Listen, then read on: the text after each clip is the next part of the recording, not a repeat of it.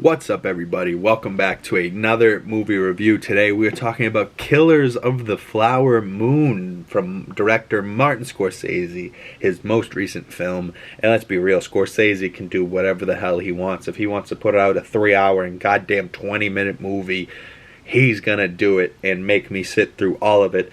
The last 3-hour movie he put out was The Irishman, and I watched that and I enjoyed it. So, I don't know if he put out something in between there, but this is his most recent one with Robert DENIRO, Lily Gladstone, Leonardo DiCaprio. The main cop is Jesse Plemons, Kirsten Dunst's husband in real life, and I really like him for some reason. Every time Jesse Plemons shows up in a role, I'm like, oh, he kills it.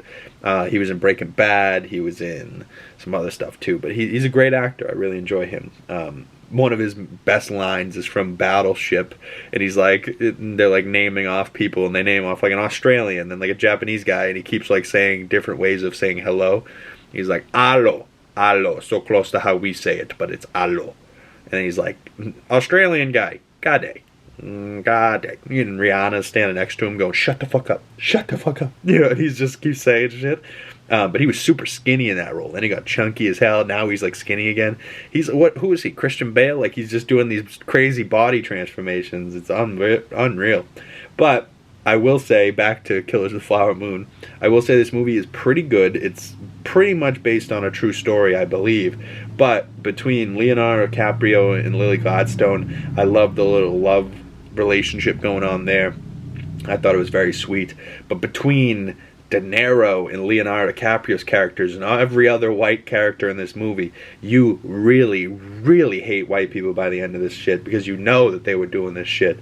But I just got done talking about Echo, and Grandma Chula was Echo's grandmother. She's Lily Gladstone's, Molly's mother in this, and she passes away. But it's not that sad, because a lot of people pass away in this movie, right? If she was the only death, you'd be like, oh fuck, they killed Chula. But there's five, in this family alone, there's 5 women that die, and then there's a husband and wife that die, have a house blown up and shit, and shit gets so dirty and sketchy. And there's it starts off with them naming a bunch of names and then being no investigation, no investigation, no investigation. The last one, they show a guy shoot a girl putting a baby into a stroller. The moment she puts it in, she gets shot. Guy runs out, puts the gun in her hand, and they're like, oh, she died at 22, suicide. And it's suicide? We just saw a guy kill her. So now you know shit's fucked up and it's not how it seems.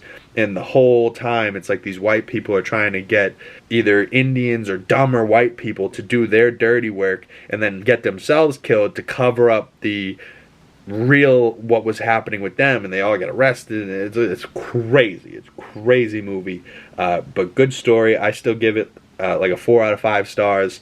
My only deduction of stars, I guess, is that it's so long, but it's shot great.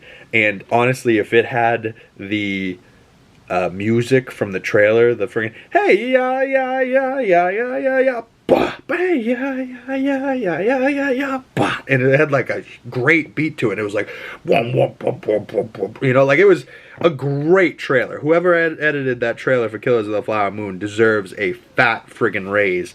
But Lily Gladstone's probably going to win a bunch of awards for this. I really liked her in this movie. I do see Christopher Nolan winning Best Picture over Scorsese for this, but hey, 2 3-hour movies, both up for Best Picture.